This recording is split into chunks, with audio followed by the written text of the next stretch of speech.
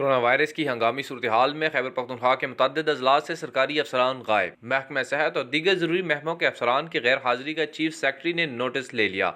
लाजमी service act के तहत महकमा सेहत, बल्दियात और खुराक के जिले अफसरान के खिलाफ कार्रवाई का फैसला किया।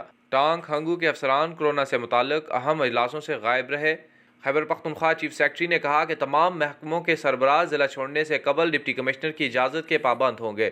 आबाई इलाके को जाने वाले अफसरान किसी किस्म का रब्ता नहीं करें। बंद महकमों का अमला ज़िली इंतजामिया के सुपुर्द होगा, जिन्हें ज़रूरत पड़ने पर तलब किया जा सकता है। हुक्मनामे में मजीद कहा कि बंद महकमों का अमला ज़िली इंतजामिया के सुपुर्द होगा, जिन्हें ज़रूरत पड़ने पर तलब किया जा सकेगा। इसके साथ साथ खैबर पख्तूनख्वा में गुज़श्ता 24 घंटों में कोरोना वायरस के 43 नए केस सामने आ गए।